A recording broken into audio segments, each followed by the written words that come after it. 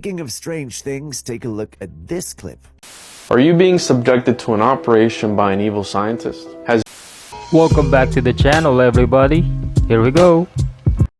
The world feels like it's in absolute chaos, but here's your daily dose of optimism because good things are coming. And the reason why I feel like good things are coming is because most people have heard that history rhymes or repeats itself. Well, there was a book written in the 90s where they recognized some of these repetitions that happen in history. And this book is becoming wildly popular right now because even though it was written in the 90s, it made a lot of predictions of some of the crises that we would face. And a lot of these predictions have come true. So the authors of the book recognized that things were happening on a schedule of every 80 to 100 years where history would kind of repeat itself. These cycles were broken down into 4 seasons: the high, the awakening, the unraveling, and the crisis. That's what we're going to dive into today. All right, so let's talk about the most recent high. The most recent high was 1946 through 1964 post-World War II America. There was a relatively even distribution of wealth. You could qualify for a house with a minimum wage job. There was a lot of economic prosperity and a lot of national unity. They had the GI Bill, which gave benefits to these veterans. There was massive suburban expansion. The American dream was alive and well. This period also laid the foundation, and we saw the early stages of the civil rights movement, i.e. Brown versus the Board of Education in 1954. Just to reiterate again, all of these little blocks within that cycle happen in 20 to 25 year period. They're like the seasons where you know they're coming, but you don't know the exact day and time. Spring, summer, fall, winter. This is the most recent spring, and interestingly enough, the spring before that one was called the Era of Good Feelings. This is in the early 1800s. There was a lot of economic growth, a lot of infrastructure projects. This was also the time where we had the Monroe Doctrine and the influence that America had on the Western Hemisphere. I just want to note, in the high, there is a massive reward for conformity. There's a huge focus on family, community, strong institutions, collective action, conformity, consensus, optimism about the future. But because there's so much conformity, the rising generation, as always, pushes against that. And it takes us from a high to an awakening. So after you had the era of good feelings, we literally had a period that is called the Second Great Awakening. Most recent awakening, coming after post-World War II America, had the consciousness revolution, the 60s through the 80s. This is when the civil rights movement was at full power. You had anti-war protests. There was a massive questioning of authority. The rise of new spiritual movements, the sexual revolution, environmental movements were all key to this period. An awakening is a time where institutions are attacked and there's a new focus on the individual. All of it is in the name of spiritual and personal autonomy. There's rising individualism. One of the biggest pieces is the civic order is attacked by a new values regime. So in the first turning, you had kids who did not have protective parents. But this gets taken to the extreme in the awakening. Those kids grow up and they do not protect their children at all. This is a period of experimentation within culture, within religion, really pushing the boundaries. The culture does change. Institutions are reformed. There is so much optimism for the future that when these idealistic, visions don't come to fruition, that enthusiasm can turn into disillusionment. There's strain, there's fragmentation, and it leads us to the unraveling. So after the Second Great Awakening, we had the Gilded Age. Massive economic growth, but a ton of political corruption, social inequality. This is the rise of all those monopolies everybody knows about. Labor strikes, not a great period. Not too dissimilar from the culture wars that we experienced from 1984 to 2008. Things like how the 80s programmed us for war, Berlin Wall, Reaganomics, 9/11, the impeachment of Bill Clinton, and the crazy year 2000 presidential election. During the unraveling period, established institutions are increasingly corrupt. They become incredibly ineffective. We're talking governments, corporations, religious institutions. These periods are marked by the loss of confidence by the people in these institutions. Every time during a period of unraveling, there is increased polarization amongst people. They become politically and culturally divided. Social and communal bonds weaken. There's more social isolation. People stop trusting neighbors. There's a fragmented cultural landscape, but individualism skyrockets in the sense of, I'm only looking out for me. I don't care how this hurts anybody. I got to get my own. And eventually all of that chaos, all of that corruption, all of that desire for something more and just an absolute distaste for everything that's going on, it leads to the crisis period. And that's the period that we're in right now. Crisis periods are characterized by massive conflicts. The previous crisis to the one right now was World War II and the Great Depression. The crisis period prior to that was the Civil War, when the country was almost torn apart. The crisis period prior to that was the American Revolution.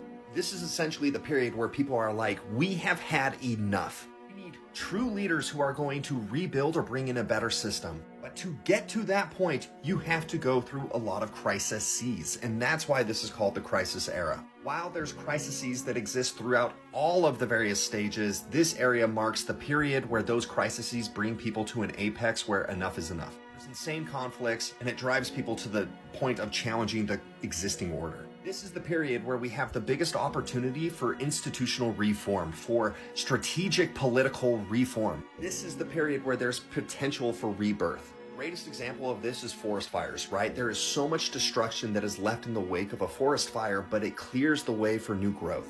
The crisis period has the opportunity to burn down these systems that do not work, that oppress, that separate, that hurt people. And with collective sacrifice, if people come together and band together to make something better, from the ashes arises something greater than we ever imagined. It can bring us into a period of rebirth, a new high era. Okay, this video is going way too long, so in the next video, we're going to talk about generational archetypes. Because where you are born and how you are raised in what era dictates some of these characteristic archetypes that you take on. The reason why boomers are the way that they are is because they were born into a high era. Things were great. They could work hard and have plenty. It's fascinating when you understand this, because when you understand why people think the way they do, you lessen the amount of miscommunication. It brings people together, and we can truly come together to build something better. After we talk about the generational archetypes, we're going to dive into human psychology and many other topics, because this really is a period where we can change the world, and I am so optimistic that we are going to do it. We are so uniquely positioned to build this into something incredible that is going to lift everybody up. But if we are not careful, these crises can be used to impoverish and to collapse the system even more and put people into a harmful place. In your opinion, guys, which period are we in right now? What's a conspiracy theory that you 1000% believe in? Just a quick update for you. I have been permanently reassigned. Can't really go into the details why, because of the legalities surrounding everything, but let's just say I ruffled some feathers. But now I'm down here in the slums of payroll looking through all these envelopes for spelling errors and proper postage before these checks get mailed out. I'm so fucking bored. Did see that, right? An American sightseeing location. There are strange and dark secrets that lie within. Some have even encountered a gateway to a hidden world. In 1909, the Arizona Gazette published an article about an expedition funded by the Smithsonian. This expedition was led by a man named G.E. Kincaid, and he discovered an ancient underground city within the Grand Canyon. But here is where it gets interesting. This city was filled with artifacts from ancient Egypt, hieroglyphs, statues, and even a pyramid. How did ancient Egyptian relics end up in Arizona over 5,000 years ago? Is it possible that they had access to flight? But it gets even stranger. The Smithsonian seized all the artifacts and shut down any further exploration, which led to 90% of the Grand Canyon being restricted till this day. The canyon is home to numerous hidden caves and tunnels, many holding ancient treasures and technologies. Many adventurers used to report seeing strange lights and sounds coming from these depths. The Hopi tribe, a tribe native to the region, speak of sacred underground cities known as the Sipapu. These cities are believed to be gateways to the underworld, holding powerful energies that should never be disturbed. All this makes us wonder, what else is hiding in the Grand Canyon? You think these cities are always been underground? Or they used to be above the ground and something happened, like a flood, perhaps? Are you being subjected to an operation by an evil scientist? Has your brain been removed from your body and placed in a vat of nutrients that's keeping your brain alive? Have all of your nerve endings been connected to a supercomputer that gives you an illusion that everything is perfectly normal? You see people, objects, the sky, the grass, but it's just a result of electronic impulses traveling from the computer to your nerve endings. A computer so sophisticated that you try to raise your hand and the feedback from the computer will cause you to see and feel your hand being raised. The evil scientist can change the program on you, causing you to experience or hallucinate any situation or environment he wants. He can also manipulate your memory so that it seems that you've always been in your environment. He can even make you feel like you're sitting and listening to my very words about how ridiculous I sound, suggesting that there's an evil scientist who removes people's brains from their bodies and places them in a vat of nutrients which keeps their brains alive. He then makes you comment about how dumb or schizo I sound because you all comment the same thing. It's all to throw you off track. And little do you know, it's all been simulated. In philosophy, the brain in a vat is a thought experiment that questions whether we could be brains in vats being fed false experiences, and how that affects our understanding of the world and ourselves. So, how sure are you of your reality?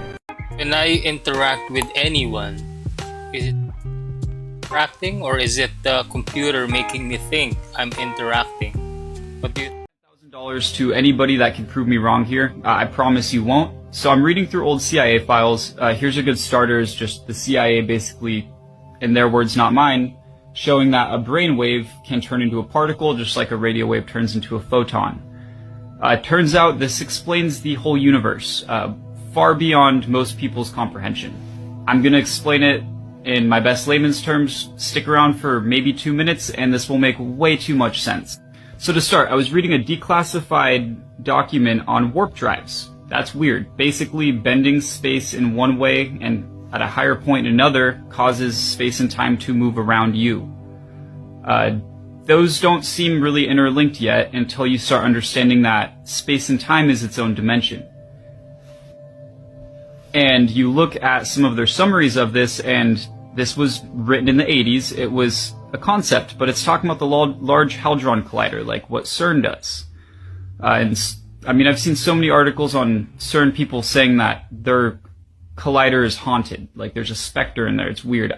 Forget all that. It's just interesting to think about. Now we go to a file like this, where they're studying research in human paranormal abilities. So think about the gateway process. I did a video on this. I did 2 videos on these concepts. Watch them first. They're pinned, or just watch this one and I'll do my best to explain it. But this is basically the 4th dimension. This is a tesseract in 4D. Think about Interstellar at the end when he goes in the black hole and he's manipulating the past. How is that scientifically sound? It wasn't until now. Now here's another one of those that would make more sense to us. Picture this is your future. Say it's a kitchen. This is your present, your bathroom, and this is your living room, which is the past, like your house. But they're all moving by default of nature and intersecting at different points.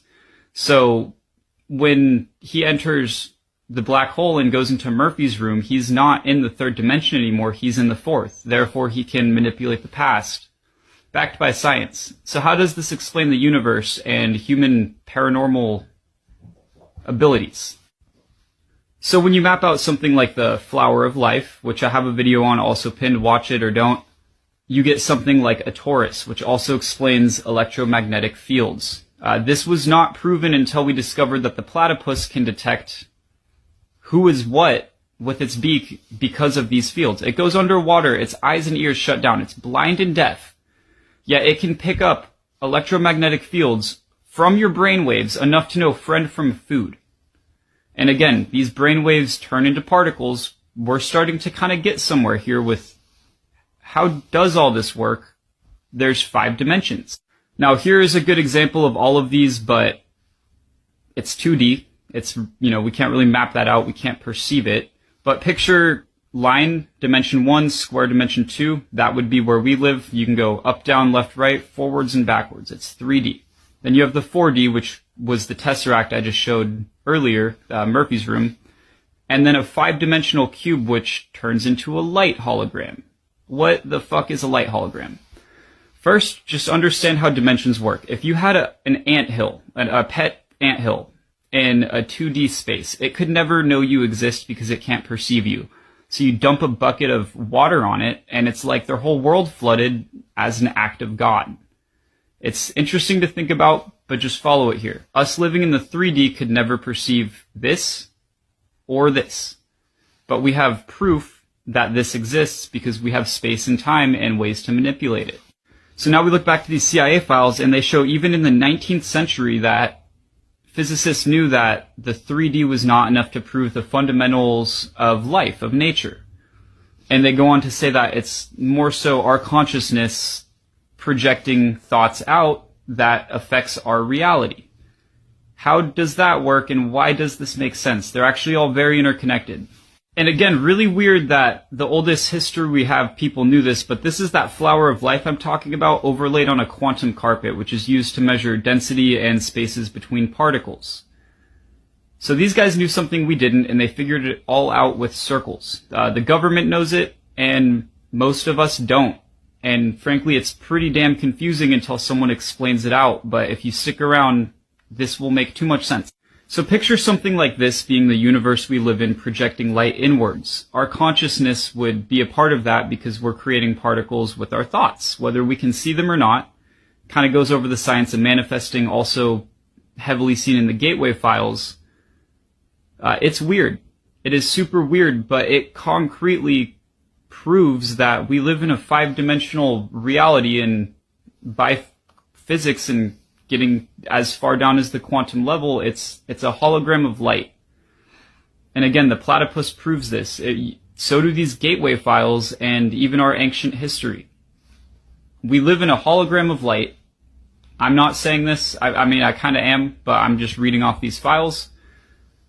We live in a hologram of light, and we produce electromagnetic impulses through our brain, through our heart, that can directly input on our reality. So now you think about stuff like fear-mongering. Little out there, but follow me. If we're all focused on something bad is going to happen. Then you look at stuff like an eclipse or the fucking war on drugs. I mean, all these different things, and it creates fear, it creates hate. Okay, follow me. If everybody loved more, it would directly change this, because as a collective, we have more power than as a singular being. I mean, I know tons of people who would talk about manifesting. In fact, all of my rich friends swear by it. I'm starting to myself because I see results. It's not one of those things that makes sense until you start looking at the science. But it's weird. Just really think on this for a minute. Follow dimensions upwards, and it's irrefutable. 10 grand. Prove me wrong. You won't. Also, if you made it this far in the video, you're not here because you think you can win 10 grand. You're here because I put up some of the gateway noises that you can't consciously hear, but your consciousness picks up on. Go listen to those. I always believe that reality is what you make of it. But how about you guys? What do you think? Is this how they get away with saying the Earth is round? The Earth is round. The Earth is an oblate spheroid. The Earth is an oblate spheroid. I've been looking at oblate spheroids, and look how they have this flat plane in the center. Flat plane in the center. Here's a definition of an oblate spheroid. Dimensional collection of points, flat surface. A three-dimensional collection of points whose cross-sections is a curved surface of the boundary of any three-dimensional solid. In general, a surface is a continuous boundary dividing three-dimensional space into two regions. For example, the surface of a sphere separates the interior from the exterior. A horizontal plane separates the half plane above from the half plane below. Horizontal plane, half plane above, half plane below. Oblate spheroid. Plane in the center. Oblate spheroid. Plane in the center. Oblate spheroid. Plane in the center. Round. Round. Sphere. So all these scientists, when they say Earth is round or an oblate spheroid, you've got this in your mind. When really, they're not even lying to you. It's round and it's an oblate spheroid. They play with words. That's how they get you. Honestly, tell me your opinion. Why do you think it matters where we actually live? Check this one out, y'all. This was recorded on a trail camera in Canada. As you can see, the Sasquatch there is looking around, and he's about to grab a few limbs and actually move them around and demonstrate great strength. Check it out.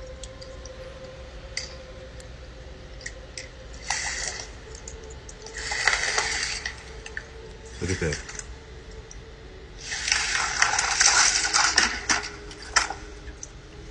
This is 100% real, you guys. A legit Sasquatch. Look how he just throws those branches around like it's nothing.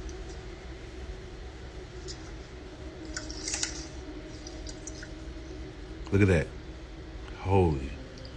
Just amazing.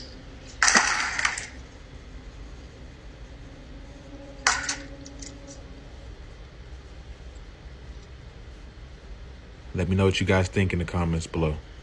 I'm sure there will be a lot of people who will dismiss this footage. Honestly, if you've ever seen one, what do you think it would look like?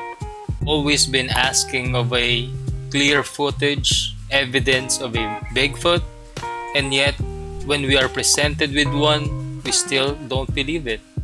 Hey, if you're still here, please consider giving the video a thumbs up. I make videos like this every day, and I would greatly appreciate it if you can join me again tomorrow. Thanks! Never mess with kegs, even when empty.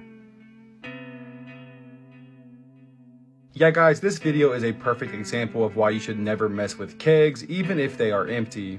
So for context, I came across this video on the internet and I actually had to cut it off short. If you've seen the real video, you know that it usually has a picture following the video.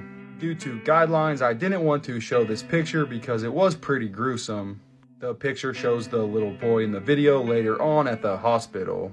As you can tell from the video, this kid picks up this empty keg and throws it on the ground very hard. And it perfectly shoots back at him and hits him right in the face. And if you're unfamiliar with what a keg is, this is something that beer is usually stored in. And you see this keg was actually empty, so he probably didn't know this would happen. You see, kegs have gas inside of them. Once a keg is emptied, it's supposed to be depressurized. But obviously this one was not, which led to this thing being a mini explosive. In spite of what happened to the kid, he still is lucky because the keg shown in this video is a plastic keg. Imagine if it's a metal one. You know, we got to get that to the ancestors. I mean, I can take so much of it, but the majority of that goes to the ancestors because this is our information. So I'm just a medium, a vessel that's coming here every chance I get to help remind you what you already know. Your soul already know this. This is the only reason why you could sit in here and listen to it and be willing to learn more, to remember more, so I should say. Not learn, you're not learning anything because this information is already in you. So that's why, as always, we just helping you remember who you are. Keyword, remember, you already know. This is why you don't need no book, you don't need me, you don't need no prophets, you don't need nothing outside of yourself. Anything outside of yourself is only acting as a stimulant to stimulate ancient memories lying deep in your soul. So to all my peers, you know, I just want to say once again, if anything, I thank you for sharing this information. We need to spread the message far and wide, as far as we can spread it. That's what it's about right now. We need to use this tool they call social media and spread the information. A lot of our people just don't know. But right now, more be willing to listen now than they was ever before. But it's not about saving anyone, but we do have a duty to spread this message. Because this is our information. This is our true history, and it's great. We are greatness. Nothing less. Despite what they told us we were. We are greatness. You are greatness. We sent you here great.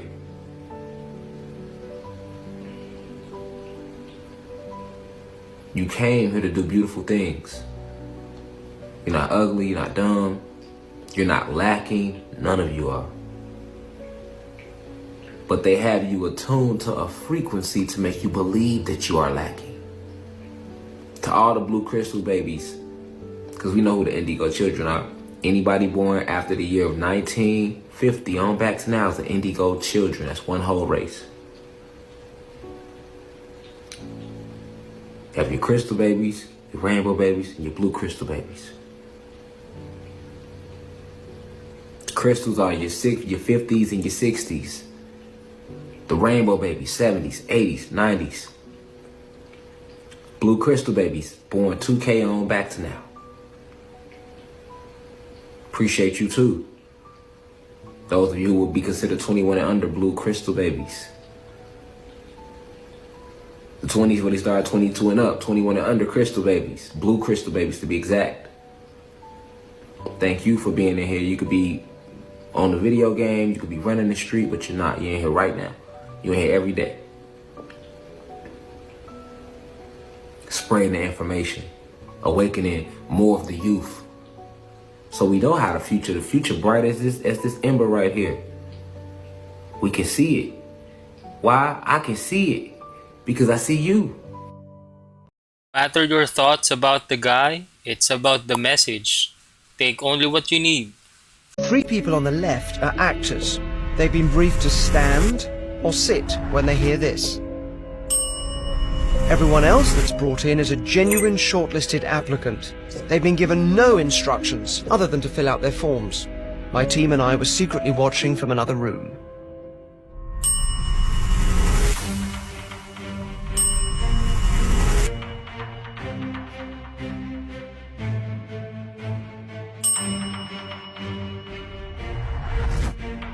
The more socially compliant a person is, the more they're likely to look to others for signs of how to behave.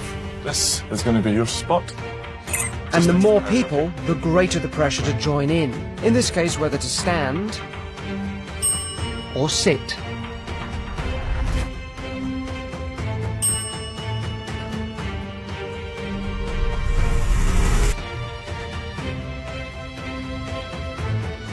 That's crazy. Those people that didn't follow the crowd were removed. I think we have to lose Amy, sadly. With me? Once we had a full house, we got rid of the actors,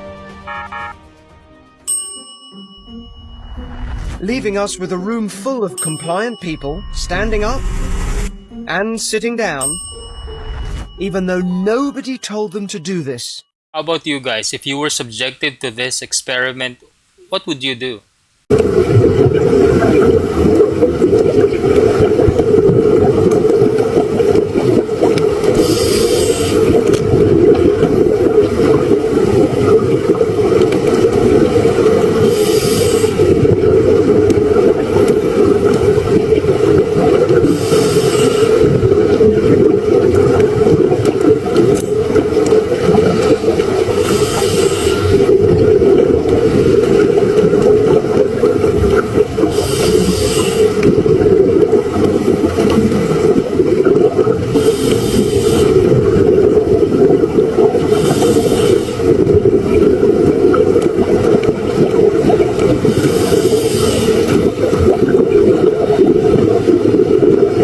That's gnarly.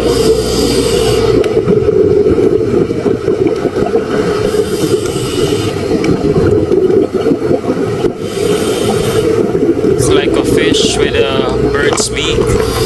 Another reason why I would rather stay on land. I feel like most people aren't aware just how many European names are actually related to each other. Like, look at the Greek name Ioannis, coming from a Hebrew word meaning grace of God. This eventually becomes the Russian name Ivan. Whenever people pronounce that E as a full vowel, they tend to put a V after it, which is why Ioannis also gave us the Welsh name Evan. But Latin didn't do that. They kept the E as a Y sound, which gave us the names Johannes and Joanna. That split off the Italian name Giovanni, which turned the Y into a J and also added a V, and the Spanish name Juan, which just kind of lost the Y entirely. Then the Y becomes a J sound. Joanna becomes Joanna, and Johannes becomes Johnny, which loses its ending and becomes the English names John and Johnny. Later, John gets borrowed into Scottish as the name Ian and influences the development of the nickname Jack. Meanwhile, in Irish, the J sound becomes a Sh sound, so we get all the spellings of Sean because Irish is weird with spellings, and then we get the Northern Irish pronunciation of Shane, and then the same thing happens with Joanna, which becomes the name Siobhan. At the same time, in French, Joanna gives us the names Joan and Jeanne, and Jeanne gives us Jane and Jean, and Jane gives us Janice. Every single one of these names means grace of God, which is crazy. This makes you think where your name actually came from and what it means. Speaking of strange things, take a look at this clip. What do you see? Hard to tell, right? A subscriber sent this in and we've been trying to decipher it since we received it. Some members of the team thinks it's a spider, but can spiders move their eyes like that?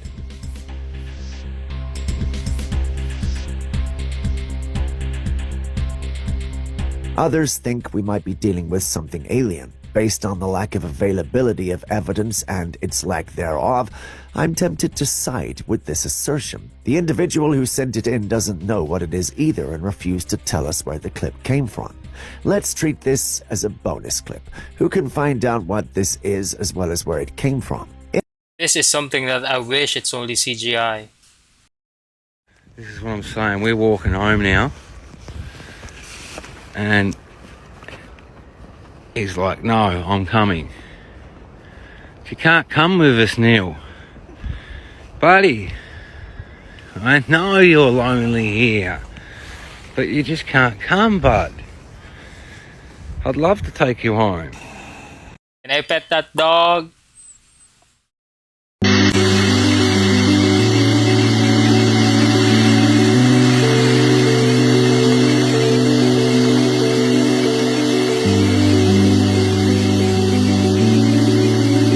That looks fun and dangerous at the same time.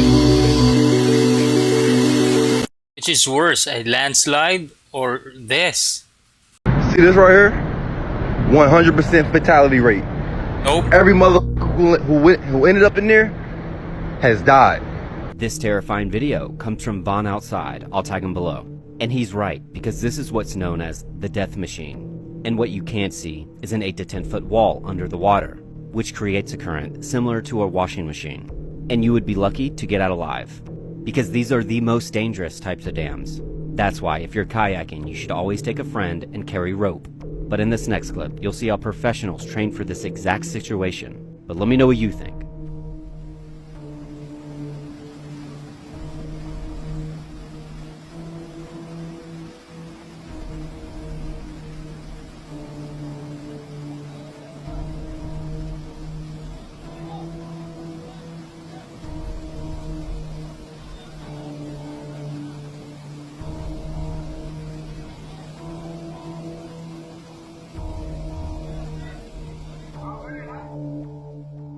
I can't even swim, so I wouldn't even dare. Alright, that's it guys. I will be ending this video with the next clip. Please let me know your thoughts in the comments, what you like or dislike about the video. Don't forget to subscribe if you haven't already. I hope you all have a great day. Thanks again everyone for showing up, and I will see you around.